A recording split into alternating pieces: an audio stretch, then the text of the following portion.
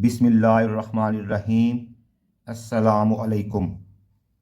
Math model paper 2025 section C long questions.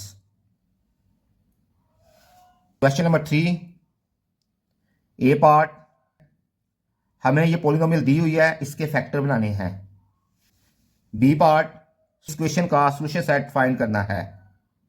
Real और complex roots की शनाख्त कीजिए। Solution given x cube minus x square plus 4x minus 12। हमें एक cubic polynomial दी हुई है, इसकी हम फैक्टर बनाने लगे हैं। इसका क्राइटेरिया क्या है? 12 के फैक्टर बनाए। ये 12 के पॉसिबल फैक्टर्स हमने लिख लिए हैं। सबसे पहले x = 1 को चेक करें। हम फैक्टर तलाश करने लगे हैं सिंथेटिक डिवीजन का यूज करते हुए। एक्स क्यूब का क्वेश्चन 1 यहाँ लिख लिया, एक्स स्क्वायर कोएफिशिएंट -1 लिख लिया, एक्स का कोएफिशिएंट 4, कांस्टेंट -12 और x = 1 इधर आपने लिखना है। ठीक है, 1 को एज इट इज यहाँ इधर 0 लगा लें। 1 + 0 1, 1 को 1 से मल्टीप्लाई किया, इधर लिखना है। इसको ऐड करें 0, 0 को 1 से मल्टीप्लाई किया 0, इन दोनों को ऐड किया 4, 4 को 1 से मल्टीप्लाई किया 4, इन दोनों को ऐड किया -8। ये 0 के इक्वल नहीं है। x = 1 के क्रॉसपोंडिंग यहाँ 0 नहीं आया, मीन्स 1 को तो ले जाए x - 1, x - 1 is not factor of given polynomial. अब हमने चेक करना है x = -1 के लिए, और यहाँ लिखे -1, 1 एज इट इज, इसको इससे मल्टीप्लाई किया -1, इन दोनों को ऐड किया -2, इसको इससे मल्टीप्लाई किया +2, इन दोनों को ऐड किया 6, 6 को -1 से मल्टीप्लाई किया -6, इन दोनों को ऐड किया -18। 0 की इक्वल नहीं है। -1 को तो ले जाए तो x + 1, so x + 1 is not a factor of given polynomial. अब हम x = 2 के लिए चेक करने लगे हैं। 1 एज इट इज, 2 को 1 से मल्टीप्लाई किया 2, इसको दोनों को ऐड किया 1, 1 को 2 से मल्टीप्लाई किया 2, दोनों को ऐड किया 6, 6 को 2 से मल्टीप्लाई किया 12, इन दोनों को ऐड किया 0। x = 2 के क्रॉसपोंडिंग इधर आ गया 0, मीन्स 2 को तो ले जाएं, x - 2 is a factor of given polynomial. thus the given polynomial becomes x - 2, एक ही फैक्टर आ गया x - 2, इसके साथ आएगा x², इसके साथ आएगा x और ये कांस्टेंट टर्म, यानी कि सेकंड फैक्टर हमारे पास आ गया x² + x + 6। अच्छा, ये जो हमारे पास सेकंड फैक्टर आ गया, ये आम तरीके से इसके फैक्टर नहीं बनते हैं। इसको हम लास्ट में जाके फाइनलाइज करेंगे, इसके अदर 2 फैक्टर्स क्या बनेंगे। आगे बी पार्ट है, x³ - x² + 4x - 12 = 0। क्वेश्चन 1 को यूज करते हुए हमने इसको लिख लिया x - 2 x² + x + 6 = 0। इन दोनों की प्रोडक्ट =0 है, तो इट मीन्स दिस = 0 और दिस = 0। यहां से x की वैल्यू हमारे पास क्या निकलेगी 2। ये हमारे पास x = 2 जो है, इसको हम बोलेंगे रियल रूट है। ये रियल रूट क्यों है? क्योंकि इसमें अयोटा नहीं है। हेयर x के कोएफिशिएंट 1 है, x का कोएफिशिएंट 1 और कांस्टेंट टर्म 6 है। Using quadratic formula x = -b + b² - 4ac² √ 2a। ये हमने a b c की वैल्यू इस फार्मूला में पुट कर दी है। 1 का स्क्वायर 1, 6 को 4 से मल्टीप्लाई करें 24, 24 में से 1 निकालें -23, 23 का स्क्वायर रूट और -1 का स्क्वायर रूट अयोटा। तो x की वैल्यू हमारे पास ये आ गई है, इसमें अयोटा आया है, मीन्स ये हमारे पास क्या है, कम्प्लेक्स रूट्स हैं। देयरफॉर हमारे पास सोल्यूशन आ गया है 2, -1 ± square root of 23 iota by 2। Finally हमारे पास x³ - x² + 4x - 12। देखिए बेटा, x = दिस है, तो ये 2 डिवाइड हो रहा है, x से मल्टीप्लाई होगा तो 2x -1 इधर आके प्लस हो जाएगा, यानी कि 2x + 1। ये प्लस माइनस है, एक दफ़ा इसको प्लस को ले जाए माइनस हो जाएगा, एक दफ़ा माइनस को तो ले जाए तो हमारे पास प्लस हो जाएगा। तो B part solution set already जो निकाला है उसको आपने फिर लिख देना है।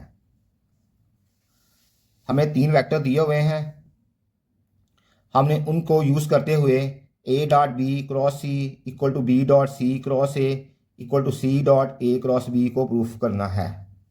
Solution given a = this, b = this and c = दिस। We want to verify that this = this = this.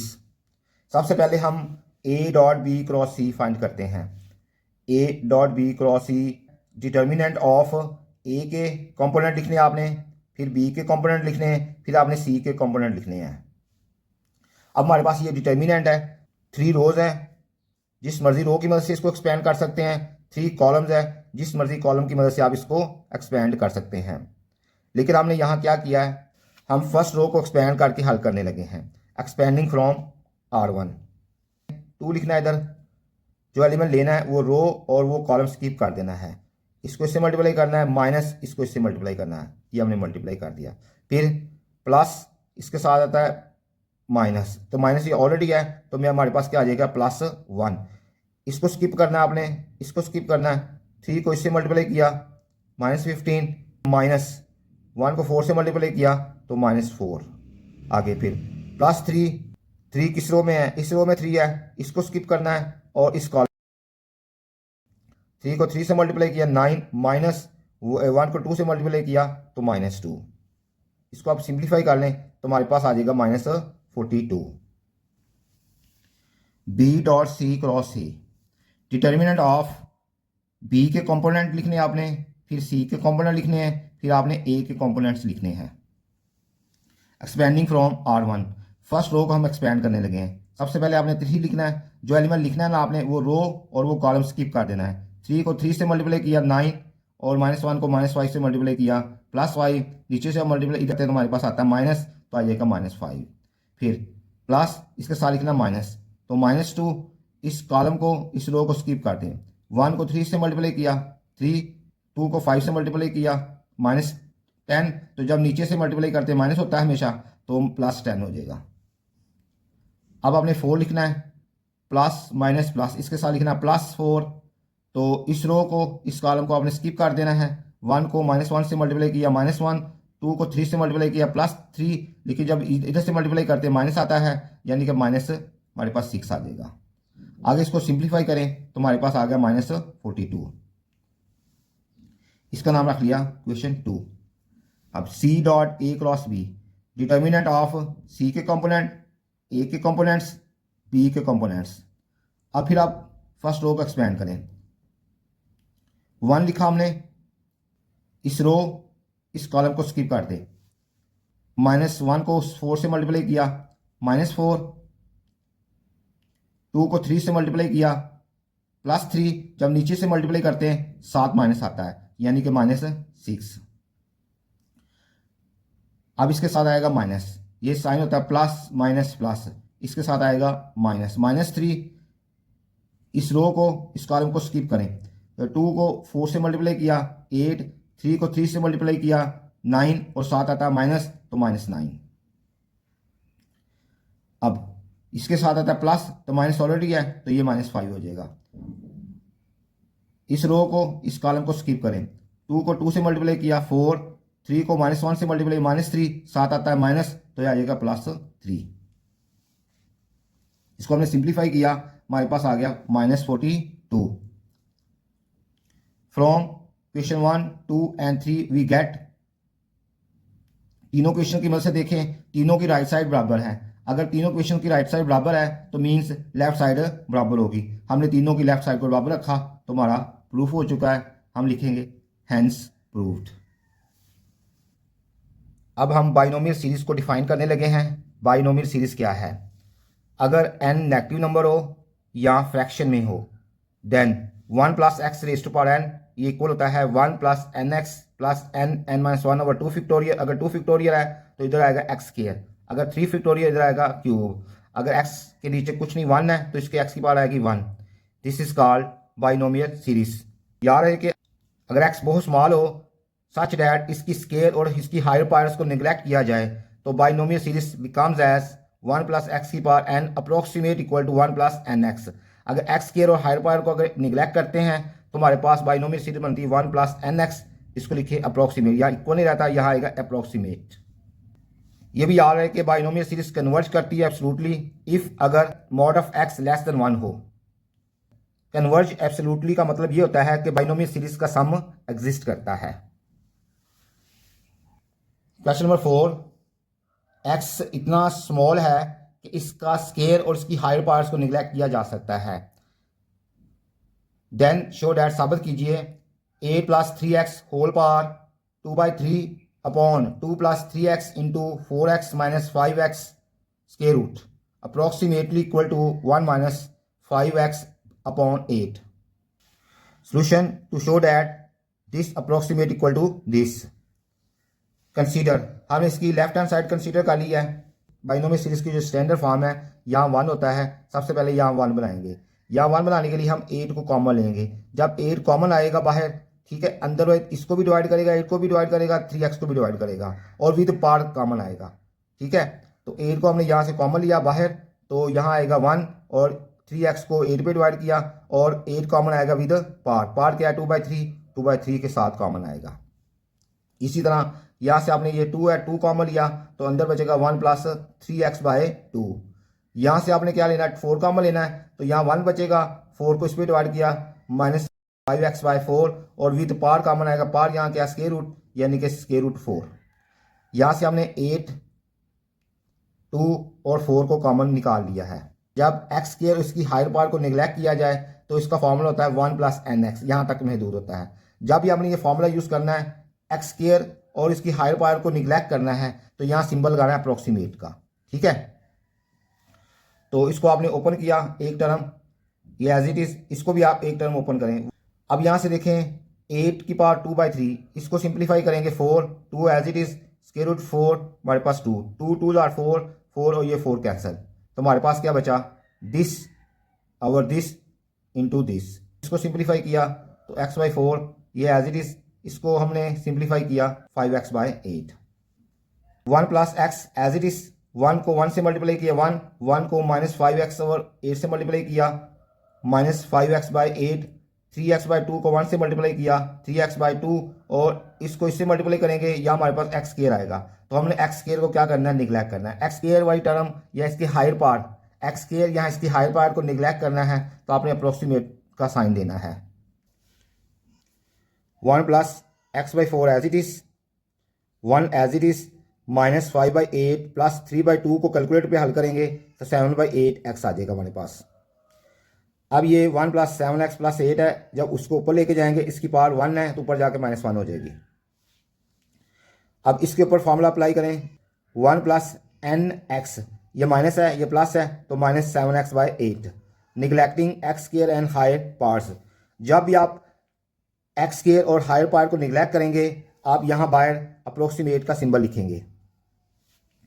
1 को 1 से मल्टीप्लाई किया 1 को माइनस 7x/8 से मल्टीप्लाई किया माइनस 7x/8. x/4 को 1 से मल्टीप्लाई किया x/4. जब इसको इससे मल्टीप्लाई करेंगे हमारे पास यहाँ टर्म बनेगी x square, x neglecting x square. जब भी x स्क्वायर को निगलेक्ट करेंगे अप्रोक्सीमेट का सिंबल लिखेंगे. 1 एज इट इज माइनस 7/8 को 1/4 को कैलकुलेटर पे हल करें minus 5x/8. Left hand side को जब राइट हैंड साइड के साथ मिला के लिखेंगे तो अप्रोक्सीमेट का सिंबल देंगे. Hence proved. cos alpha minus beta is equal to cos alpha into cos beta plus sin alpha into sin beta. This is called fundamental of trigonometry. इसे हमने प्रूव करना है. यहाँ अल्फा और बीटा कोई दो रियल एंगल्स हैं. Solution to prove this, इस लॉ को प्रूव करने के लिए वी यूज यूनिट सर्कल. हम यूनिट सर्कल का यूज करते हैं. यूनिट सर्कल किसे कहते हैं? ऐसा सर्कल जिसका सेंटर ओरिजिन हो और रेडियस 1 हो, इसे यूनिट सर्कल कहा जाता है. यूनिट सर्कल और सर्कल ऑफ रेडियस 1 में क्या डिफरेंस है इसको ज़रा अंडरस्टैंड कर लें. ऐसा सर्कल जिसका सेंटर ओरिजिन हो और रेडियस 1 हो, इसे यूनिट सर्कल कहते हैं. ऐसा सर्कल जिसका सेंटर कोई भी पॉइंट हो प्लेन के अंदर और रेडियस 1 हो, इसे सर्कल ऑफ रेडियस 1 कहा जाता है. तमाम unit circles circle of radius 1 होते हैं, बट सर्कल ऑफ रेडियस 1 मे और may not be unit circles. तो हम अपने थ्योरम को प्रूफ करने लगे हैं यूनिट सर्कल का यूज करते हुए. यह हमने एक यूनिट सर्कल ले लिया है जिसका सेंटर ओरिजिन है और इसका रेडियस क्या है 1 है. वो एंगल्स जिनका वर्टेक्स ओरिजिन हो और इनिशियल रे पॉजिटिव एक्स एक्सिस हो, इन्हें स्टैंडर्ड एंगल कहते हैं। हमने यहाँ लेट कर लिया है अल्फा बीटा स्टैंडर्ड एंगल्स हैं, यानी कि अल्फा और बीटा की जो इनिशियल रे है पॉजिटिव एक्स एक्सिस है और अल्फा और बीटा का जो वर्टेक्स है वो ओरिजिन है। मीन ए ओ डी, ये हमने एंगल ले लिया अल्फा, मीन्स ये जो यहाँ से लेके यहाँ तक एंगल है ये क्या है, अल्फा है।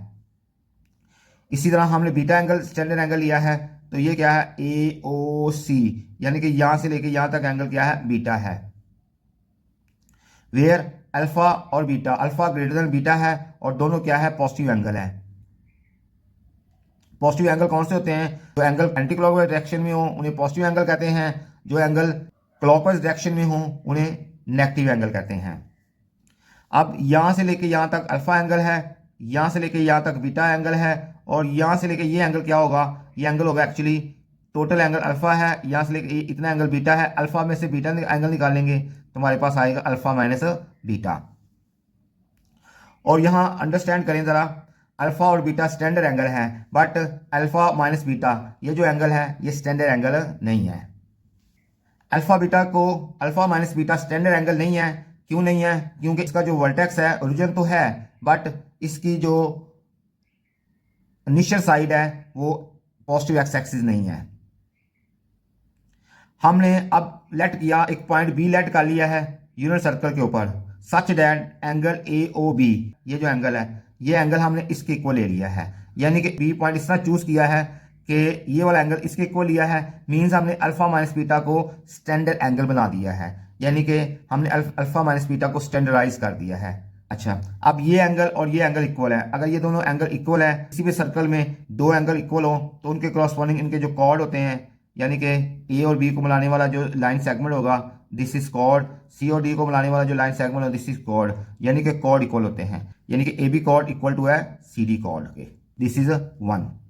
अब coordinate of A B C D are, A B C D के कोऑर्डिनेट्स क्या हैं, ए के कोऑर्डिनेट्स क्या हैं, ए हमारे पास ये पॉइंट है, यहाँ से लेके यहाँ तक डिस्टेंस हमारे पास 1 है, यानी कि इसका हॉरिजॉन्टल कंपोनेंट होगा 1 और इसका जो वर्टिकल कंपोनेंट नहीं है इसका, तो वो 0 होगा। ठीक है, अब ये बी पॉइंट है, इस पॉइंट का हॉरिजॉन्टल कंपोनेंट यहाँ से लेके यहाँ तक है और ये इसका वर्टिकल कंपोनेंट है। हॉरिजॉन्टल कंपोनेंट होता है R cos alpha minus beta, R की जगह 1 लगाएंगे, यानी कि इसका हॉरिजॉन्टल कंपोनेंट होगा कॉज अल्फा माइनस बीटा।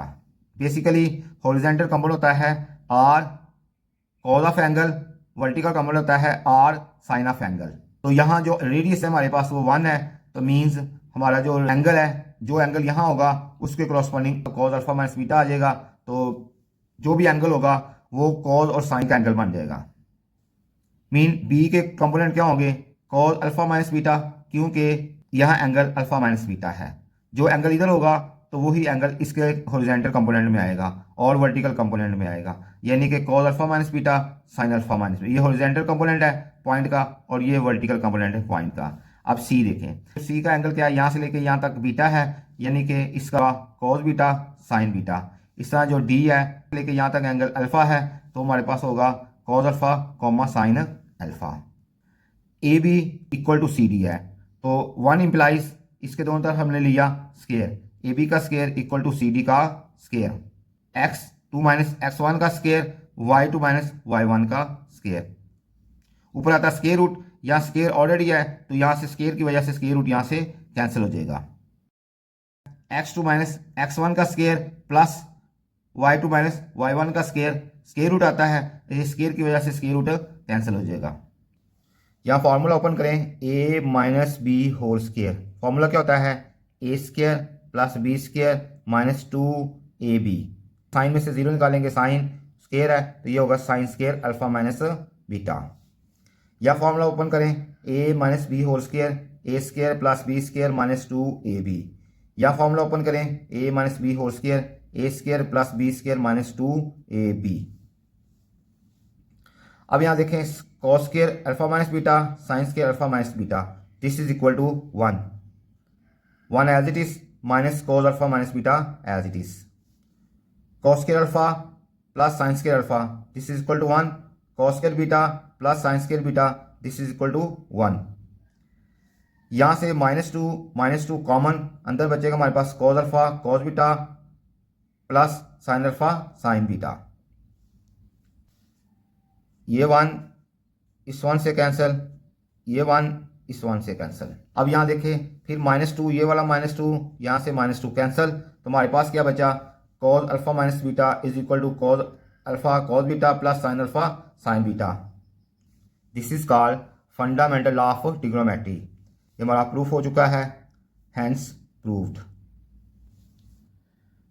हमें नॉन होमोजीनियस लीनियर इक्वेशन का सिस्टम दिया हुआ है, इसे सॉल्व करना है by using Gaussian elimination method. Gaussian elimination method कहे या एशेलर फॉर्म कहे, दोनों का सेम मेथड है। कोफिशिएंट मैट्रिक्स किसे बोलते हैं, गिवन सिस्टम में जो वेरिएबल्स यूज हो रहे होते हैं यानी कि अननोन यूज हो रहे होते हैं, उनके कोफिशिएंट का जो मैट्रिक्स होता है उसे कोफिशिएंट मैट्रिक्स कहते हैं। जो राइट हैंड साइड में कांस्टेंट होते हैं उसे कांस्टेंट मैट्रिक्स कहते हैं। यानी कि combination of coefficient matrix and constant matrix is called augmented matrix, और इसको ए बी से ज़ाहिर करते हैं। अब ये जो लाइन है इसको कहते हैं सेपरेटर, इसको क्या बोलते हैं, सेपरेटर। इसकी जगह पे हम डॉट डॉट भी यूज कर लेते हैं, double dot double dot double dot या सीधी line. This line is called separator. Gaussian elimination method का मतलब है हमने इस मैट्रिक्स को, ये जो हमारे पास ऑगमेंटेड मैट्रिक्स आया है, इसको हमने चेंज करना है एशेलर फॉर्म में। हम दिए गए ऑगमेंटेड मैट्रिक्स को एशेलर फॉर्म में चेंज करने लगे हैं, तो इसके लिए तरीकाकार ये है, इधर सबसे पहले हम इधर बनाएंगे 1, तो 1 बनाने के लिए हमारे पास इधर 1 है, तो इन दोनों को क्या कर दें, इंटरचेंज कर लेंगे बाय R12। R12 का मतलब है interchanging first and second row. आपने फर्स्ट सेकंड को इंटरचेंज कर लिया। अब यहाँ क्या 1 है, नीचे इधर और इधर 0 बनाना है, और किसकी मदद से बनाना है, 1 की मदद से बनाना है। तो यहाँ 0 कैसे बनेगा, ये एलिमेंट किस रो में है, सेकंड रो में है, आपने लिखना है R2। +2 है तो आपने लिखना है -2, और इसकी मदद से बनाना है R1। अब यहाँ 0 बनाना है, तो ये किस रो में है, थर्ड रो में है, तो R3। +4 है तो -4, और किसकी मदद से बनाना है, R1 की मदद से, इधर लिखना है R1। माइनस इसलिए किया है हमने, ये देखिए अगर 2 को इससे मल्टीप्लाई करेंगे तो इसमें सब्ट्रैक्ट करेंगे तो 0 बनेगा, ठीक है। अगर बाय द वे इधर माइनस होता तो फिर इसको हमने ऐड करना था, ठीक है। अब देखें यहाँ हम 0 0 बनाने लगे हैं, मीन्स 2 को इससे मल्टीप्लाई किया 2 इसमें से माइनस कर दें तो 0। 2 को 4 से मल्टीप्लाई किया 8 को -3 में से माइनस कर दें तो हमारे पास आएगा -11। 2 को -2 से मल्टीप्लाई किया -4 को 5 में माइनस करेंगे तो माइनस ऑलरेडी है तो -+9 हो जाएगा। 2 को 1 से मल्टीप्लाई किया 2 को इस 2 में से माइनस कर दें तो 0। आगे 4 को 1 से मल्टीप्लाई किया 4 को इस 4 में माइनस कर दें 0। 4 को 4 से मल्टीप्लाई किया 16 को 5 में माइनस करेंगे हमारे पास आएगा -11। 4 को -2 से मल्टीप्लाई करेंगे -8 को 1 में माइनस करेंगे तो माइनस ऑलरेडी है तो +8 हो जाएगा, यानी 1 में प्लस करेंगे तो ये बन जाएगा 9। 4 को 1 से मल्टीप्लाई किया 4 को इस 4 में से माइनस किया तो हमारे पास आ गया 0। अब हमारा टारगेट ये है कि इधर 1 बनाना और इधर 0 बनाना, ठीक है। तो ये एलिमेंट देखें बिल्कुल सेम है, तो पहले हम क्या बना लें, इधर 0 बना लेते हैं। ये सेम साइन हो तो आपको पता है हम सब्ट्रैक्ट करते हैं, यानी कि R3 में से R2 सब्ट्रैक्ट करेंगे, this minus this by R3 minus R2। First row as it is, बस इसमें जो चेंजिंग आएगी वो चेंज आएगी R3 में। Second row as it is, this minus this, तो ये प्लस है तो ये 0 हो जाएगा, this minus this 0, this minus this 0। अब इस जगह पे 1 बना लें, इस जगह पे 1 कैसे बनेगा, ये -11 है, ये 1 बनेगा -11 पे, इसको डिवाइड कर देंगे, यानी कि -11 से डिवाइड कर दें या -1/11 से इसको सेकंड रो को मल्टीप्लाई कर दें, same meaning. By -1/11 R2, second row को -1/11 से मल्टीप्लाई करें तो हमारे पास ये रो आ जाएगी। हमने दिए गए मैट्रिक्स को एशेलर फॉर्म में चेंज कर दिया है। देखिए 1 है नीचे 0, 1 है नीचे 0, आगे यहाँ 1 की बनने की पॉसिबिलिटी नहीं है, तो यही हमारे पास क्या होगी, दिस इज कॉल्ड एशेलर फॉर्म। अब यहाँ हमने देखना है कि हमारा जो सिस्टम है ये यूनिक सोल्यूशन रखता है, ये इनफाइनाइट सोल्यूशन रखता है, ये सोल्यूशन एग्जिस्ट नहीं करता। इसके लिए हम क्या करते हैं, rank of A B. Rank of A B का मतलब है नॉन जीरो रोज। ठीक है, ए में देखें, ये इसको छुपा लें तो ये ए है, ए का रैंक इधर इनकी मदद से चेक करते हैं। इसमें देखें नॉन जीरो रोज कितनी है, इसमें नॉन जीरो रोज है 1 2, यानी कि इसका ए का रैंक होगा 2। अब रैंक ऑफ ए बी कैसे करना है, सारे को देखें, इसमें सारे में देखें नॉन जीरो रोज कितनी है 1 2, यानी कि रैंक ऑफ ए बी होगा 2। और number of unknowns, unknowns mean variable, तो हमारे पास अननोन क्या है एक्स वाई जी, इनकी तादाद कितनी है 3 है, यानी कि rank of A equal to rank of A B less than number of unknowns. अगर ये रिलेशन होल्ड हो जाए तो इसका मतलब होता है इनफाइनाइट मैनी सोल्यूशन एग्जिस्ट करते हैं। याद रहे कि rank of A equal to rank of A B less than number of unknowns हो तो इस सिचुएशन में इनफाइनाइट मैनी सोल्यूशन एग्जिस्ट करते हैं। Rank of A B equal to number of unknowns ये इक्वल हो जाएं तो इस सिचुएशन में यूनिक सोल्यूशन एग्जिस्ट करता है। Rank of A does not equal to rank of A B, तो इस सिचुएशन में सोल्यूशन एग्जिस्ट नहीं करता। From the above matrix we get, above matrix से मिला दिए मैट्रिक्स है, इस मैट्रिक्स की मदद से आपने लिखना है जी, इसके साथ आएगा एक्स, ये वाई, ये जी इक्वल टू 1, ये क्वेश्चन बन गई। यहां से क्वेश्चन बनेगी वाई -9/11 जी इक्वल टू 0, और ये क्वेश्चन बन गई। तो यहाँ से देखें हमारे पास y की वैल्यू क्या निकलेगी, यहाँ से y की वैल्यू निकलेगी y इक्वल टू 9/11 जी। y की इस वैल्यू को यहाँ पुट किया, या हमने पुट कर दिया, यहाँ लिख दिया because y equal to this. x as it is 11 को -2 से मल्टीप्लाई किया -22, और 9 को 4 से मल्टीप्लाई 36 में 22 निकालेंगे 14/11 जी इक्वल टू 1, ये प्लस है इधर आके माइनस हो जाएगा, तो x इक्वल टू दिस। इन दोनों में देखें कॉमन वेरिएबल क्या है, इन दोनों में कॉमन वेरिएबल z है, तो आपने लेट कर लेना z इक्वल टू टी, या जो t है ये कोई भी आर्बिट्रेरी कांस्टेंट है। आर्बिट्रेरी कांस्टेंट का मतलब है एनी रियल नंबर, ठीक है। Then infinite many solutions are, आपने z की जगह यहाँ t पुट कर देना है, यहाँ भी z की जगह आपने t पुट कर दिया, और z इक्वल टू हमने ले लिया t, यानी कि ये हमारे पास इनफाइनाइट मैनी सॉल्यूशन आ चुके हैं। Where t is an arbitrary constant, mean हमारे पास ये क्वेश्चन कंप्लीट हो चुका है। एक फेरस व्हील जिसका रेडियस 25 मीटर है, फेरस व्हील 4 मिनट में एक कंप्लीट चक्कर लगाता है। फेरस व्हील के चक्कर की फ्रीक्वेंसी कैलकुलेट करनी है, सिंजर की स्पीड निकालनी है, और बॉटम से टॉप तक का टाइम हमने फाइंड करना है। गिवन रेडियस हमें दिया हुआ है 25 मीटर और टाइम दिया 4 मिनट, यानी कि 4 मिनट वो टाइम है जो फेरस व्हील कंप्लीट चक्कर लगाता है, यानी कि फेरस व्हील का एक कंप्लीट चक्कर 4 मिनट में होता है। मींस ये हमारे पास इसको आप मिनट है तो 1 मिनट इक्वल होता है 60 सेकंड के, इसको इससे मल्टीप्लाई करें 240 सेकंड, यानी कि 240 सेकंड में फेरस व्हील का कंप्लीट चक्कर लगाता है। हमने फ्रीक्वेंसी निकालनी है, स्पीड निकालनी है, और टाइम निकालना from bottom to top. First part frequency, तो फ्रीक्वेंसी का फॉर्मूला होता है number of revolutions divided by time in seconds. Revolutions कितनी है हमारे पास 1 रेवोल्यूशन है, टाइम इन सेकंड्स कितना है 240, तो यहाँ हमने वैल्यू पुट की, तो फ्रीक्वेंसी का यूनिट होता है hertz. Second part speed, speed का फॉर्मूला होता है डिस्टेंस बाय टाइम, तो टोटल जो कंप्लीट चक्कर लगता है, कंप्लीट चक्कर का फॉर्मूला होता है 2πr, यानी कि कंप्लीट चक्कर जो है वो सर्कमफ्रेंस के इक्वल है, ठीक है। तो सर्कमफ्रेंस का फॉर्मूला होता है 2πr टाइम t, यहाँ हमने डिस्टेंस इक्वल 2πr, यहाँ आपने वैल्यू पुट करें, पाई की वैल्यू होती है 3.1416 और r की वैल्यू हमें दी हुई है 25 और t हमें दिया हुआ है 240। अब इस सब को मल्टीप्लाई करके 240 में डिवाइड करेंगे तो हमारे पास आएगा 0.65, इसका यूनिट होता है मीटर पर सेकंड। हमारे पास स्पीड आ चुकी है 0.65 मीटर पर सेकंड। थर्ड पार्ट टाइम हमने निकालना फ्रॉम बॉटम टू टॉप।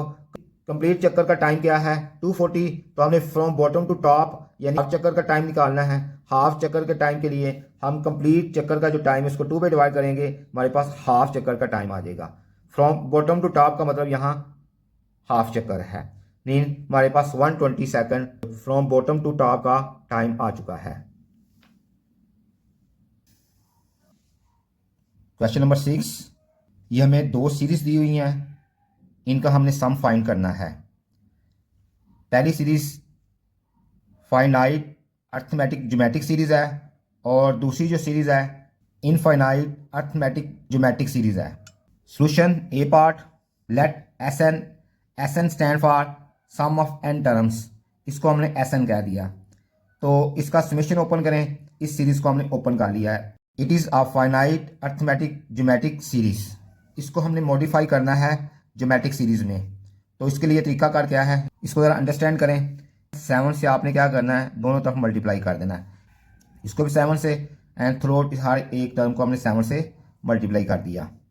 अब दिस माइनस दिस और इस तरह 1 as it is this minus this, ये देखिए नीचे वाला नंबर सेम है, तो 2 माइनस 1 1/7, 3 माइनस 2 1, नीचे वाला एज इट इज। इसी तरह बेटा यहाँ देखें, जरा ध्यान से देखें, इसमें से अब ये माइनस किया, ऊपर क्या 1/7, इसमें से ये माइनस किया 7 की पावर 2, ऊपर क्या है 1।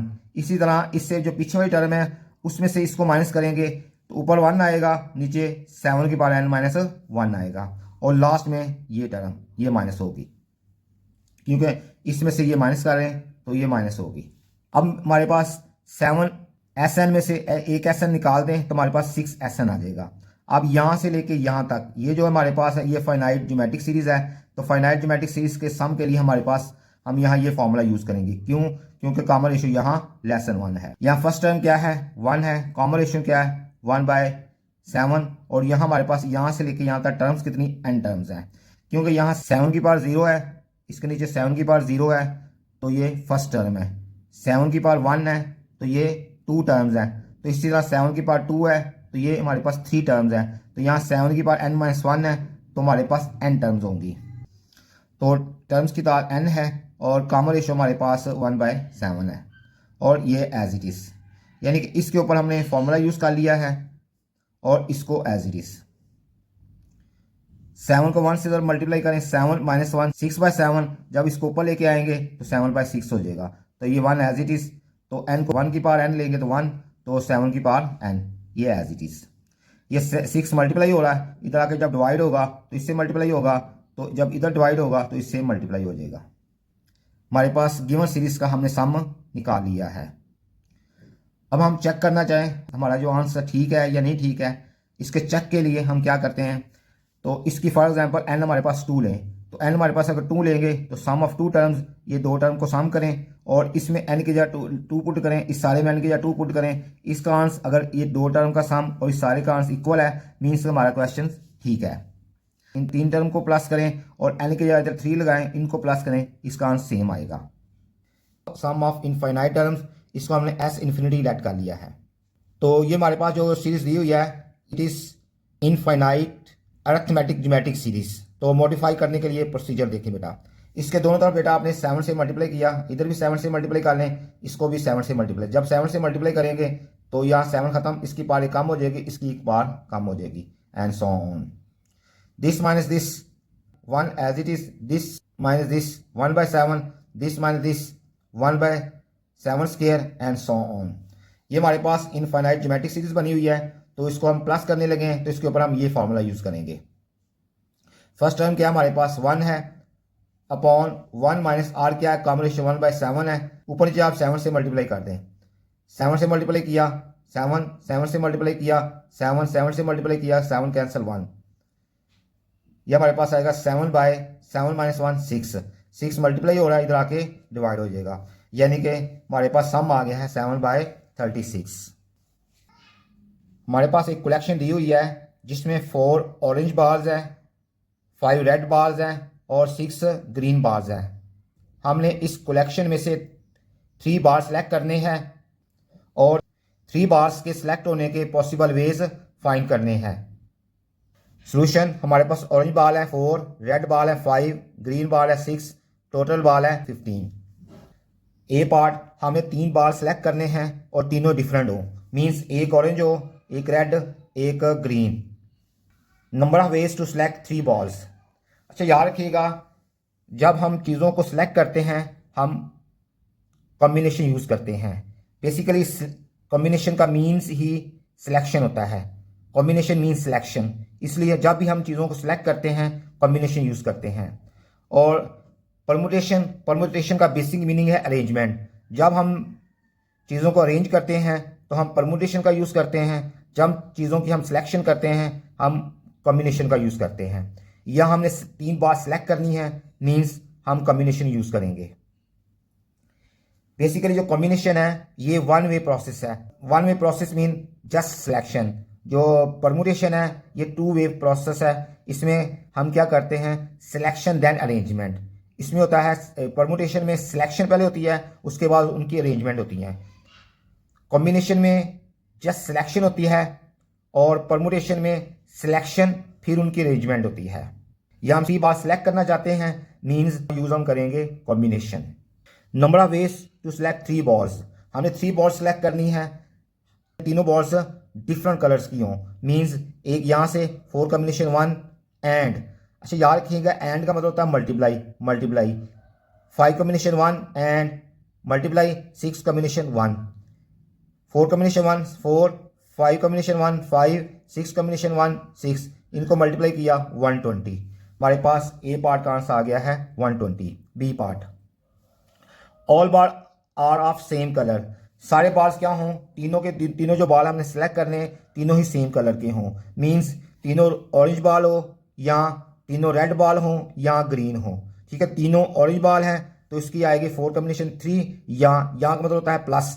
फिर 3 रेड है 5 कॉम्बिनेशन 3 या प्लस 6 कॉम्बिनेशन 3, 4 कॉम्बिनेशन 3, इसको कैलकुलेटर पे हल करें 4 5 कॉम्बिनेशन 3 10, 6 कॉम्बिनेशन 3 20, इनको ऐड किया 34। हमारे पास बी पार्ट का आंसर आ गया 34।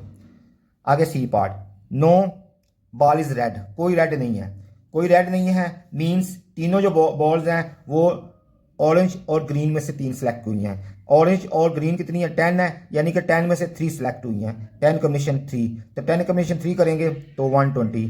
तो सी पार्ट का आंसर आ चुका है। डी पार्ट है एग्जैक्टली 1 बॉल इज ग्रीन। 3 में से 1 ग्रीन है, हमारा फोकस ग्रीन के ऊपर है। ग्रीन 6 में से 1 लेनी है और 9 में से 2 लेनी है। ठीक है, 6 combination 1 and mean multiply 9 combination 2, 6 combination 1 6, 9 combination 2 36, इन दोनों को मल्टीप्लाई किया तो 216। ये डी पार्ट का आंसर आ चुका है। अगर बेटा आपको कहीं से समझ ना लगी हो तो आप मैसेज करके पूछ सकते हैं। आप चैनल पर नए हैं, चैनल को सब्सक्राइब, लाइक, शेयर और प्यारा सा कमेंट कर दें। इंशाल्लाह नेक्स्ट लेक्चर में फिर मिलेंगे। अल्लाह हाफिज़।